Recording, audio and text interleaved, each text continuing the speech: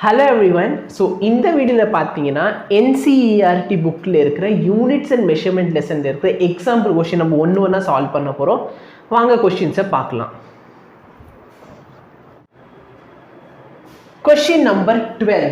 Error analysis வச்சு கேட்டிருக்க ஒரு question. ஒன்ட்ட G கேக்குறாங்க. G ல இருக்க error. First of all இந்த ஃபார்முலா இருந்து நான் G எப்படி சார் எழுதலாம்? T is equal to 2 pi root of L by G. T square என்ன ஆயிரும்? 4 pi square L by G. Correct? Yes. அதனால வந்து எப்படி எரர் அனாலிசிஸ் அதை விட போறோம். ஓகேவா? நீ கவலைப்படாத. இப்போ G என்ன ஆயிரும்?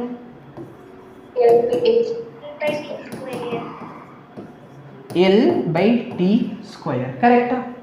இப்போ எனக்கு எரர் வேணும். டெல்டா G by G என்ன?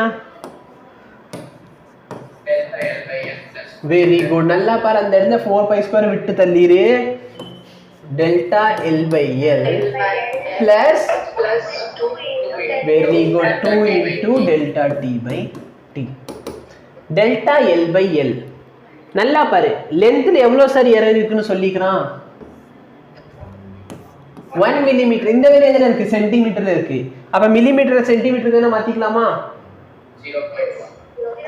0.1 divided by 20. Correct?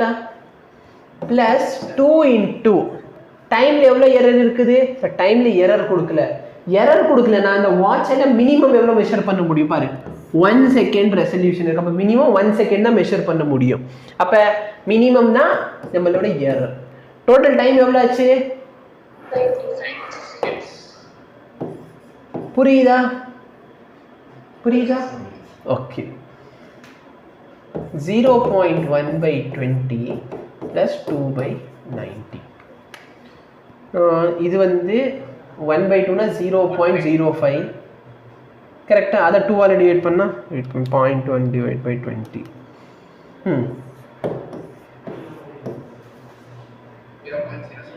ஏன்னா 1 2 ஆல டிவைட் பண்ணா 0.5 அடுத்து ஒரு 0 இருக்கு. ஓகே. இது வந்து 2 by 45 2 divided by 1 by 45 இப்போ என்ன வருது 0.022. அப்போ இது சிம்பிளிஃபை பண்ண என்ன கிடைக்குது 0.027. கரெக்ட்டா? இந்த அளவுக்கு என்ன பண்ணலாம் G ஓட வேல்யூல வேரியேஷன் இருக்கலாம். புரியுதா? So delta G by G.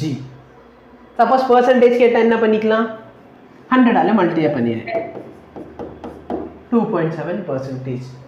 புக்ல இதா கொடுத்திருக்கானு செக் பண்ணிக்கோ சீக்கிரமா. 3%. புரியல? 3%. ஓகே இத வந்து அப்ராக்ஸிமேட்லி 3 ன்னு எடுத்துக்கிட்டாங்க. ஏனா இந்த வேல்யூ தாண்டி போயிடுச்சு. அப்போ என்ன பண்ணிருக்காங்க இது வந்து 3%. ஓகே.